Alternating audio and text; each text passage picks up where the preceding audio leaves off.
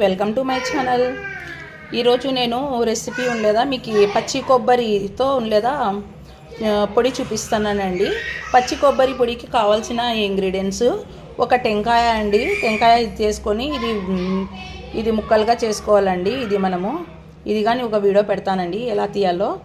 టెంకాయ పచ్చి కొబ్బరి, పచ్చిమిర్చి, నెక్స్ట్ వెల్లుల్లి అండి. ఇది ఒక గడ్డ తీసుకున్నానండి, చిన్న గడ్డ. ఉప్పు అండి, అంతేనండి. ఇప్పుడు ఎలా తయారు చేసుకోవాలో చూపిస్తాం పదండి. ఫస్ట్ అయితే స్టవ్ ఆన్ చేసుకున్నానండి. ఇప్పుడు పచ్చిమిర్చి ఉండలేదా కొంచెం ఆయిల్ వేసుకొని ఇది బాగా వేయించుకోవాలండి. పచ్చిమిర్చిని కొంచెం ఆయిల్ వేసుకొని పచ్చిమిర్చిని వేసుకున్నామండి. చూడండి ఇట్లా బాగా ఉండలేదా పచ్చిమిర్చిని వేయించుకోండి. నా వీడియోస్ చూస్తున్నారండి, మీకు నా వీడియోస్ నచ్చితే like and share and subscribe చేయండి. నా న్యూ ఛానల్ మైము కిచెన్ని ఎంకరేజ్ చేయండి. నేను ఇంకా బాగా కష్టపడి ఇంకా బ్లాగ్స్, షాపింగ్ వీడియోస్, ఇంకా వెరైటీ వీడియోస్ చేస్తానండి. ఇప్పటికైతే కుకింగ్ చేస్తున్నాను. ప్లీజ్ అండి, నా రెసిపీస్ చాలా అంటే చాలా ఈజీగా అండ్ టేస్టీగా ఈజీ ప్రాసెస్లో అండి, తక్కువ సమయంలో తక్కువ ఇంగ్రీడియంట్స్తో చూపిస్తానండి నేను రెసిపీస్. ఒకసారి మీరు నా ఛానల్ని ఫాలో అయ్యి నా రెసిపీస్ని ట్రై చేసి చూడండి. నేను ఎంత ఈజీ ప్రాసెస్లో తక్కువ ఇంగ్రీడియంట్స్తో టేస్టీ వంటలు చూపిస్తానో మీకే తెలుస్తుంది. ఇది వేగినాయండి, దీన్ని వేరే ప్లేట్లోకి షిఫ్ట్ చేసుకుందామండి.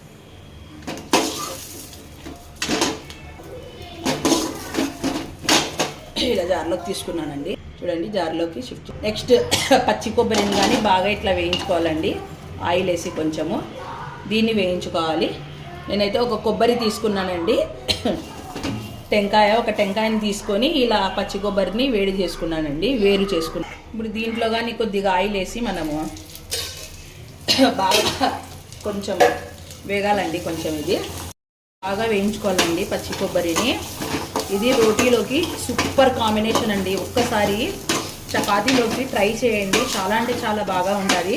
మళ్ళీ అన్నం పప్పులోకి కానీ ఇది మనము టేస్ట్ చేయండి. సూపర్ అంటే సూపర్ అండి. అన్నం పప్పు కాంబినేషన్కి కొబ్బరి పొడి, పచ్చి కొబ్బరి అండి. ఒక టెంకాయ తీసుకొని మనం ఇలా చేసుకుంటే ఎంత సూపర్గా ఉంటుందో ఒకసారి ట్రై చేయండి మీరు కానీ.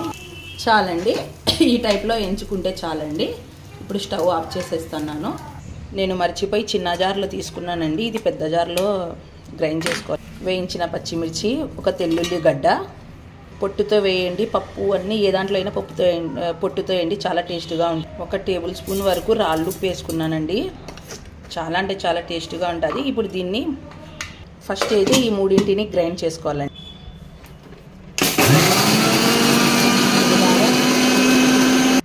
ఇలా గ్రైండ్ చేసుకోవాలండి. చూడండి ఇలా గ్రైండ్ అయింది కదా. ఇలా పచ్చి కొబ్బరి ఇలా వేసుకోవాలండి. ఇప్పుడు ఇది కానీ బాగా గ్రైండ్ చేసుకోవాలండి.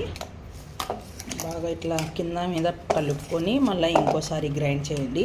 రుచి చూసి ఉప్పు వేసుకోండి, రుచికి సరిపడంత సాల్ట్ వేసుకోవాలండి. నాకైతే కొద్దిగా ఉప్పు తక్కువ పడిందండి. ఒక కొబ్బరికాయ కదండి, ఇది చాలా క్వాంటిటీ వచ్చింది. కొంచెం సాల్ట్ అయితే వేసుకున్నాను, 1/2 టీ స్పూన్ వరకు. ఇప్పుడు మళ్ళీ గ్రైండ్ చేద్దాం. అయిపోయిందండి. చూడండి పచ్చి కొబ్బరి పొడి చాలా అంటే చాలా బాగుంటుందండి. టెంకాయ కొబ్బరి, పచ్చి కొబ్బరి పొడి ఒకసారి ట్రై చేయండి మీరు కూడా. అంతే అండి, రెడీ అండి టెంకాయతో పచ్చి కొబ్బరి పొడి అండి. నా వీడియో మీకు నచ్చినట్లయితే like and share and subscribe చేయండి. ఒక్కసారి ట్రై చేయండి. వేడి అన్నంలోకి కానీ ఇంత నెయ్యి వేసుకొని పచ్చి కొబ్బరి తింటే, మనం అన్నంలో కలుపుకి తింటే కానీ చాలా టేస్టీగా ఉంటుంది. దీని బెస్ట్ కాంబినేషన్ అంటే రోటీ అండ్ పచ్చి కొబ్బరి పొడి. మీకు నచ్చితే నా video like and share and subscribe చేయండి. ఓకే అండి, బాయ్ అండి.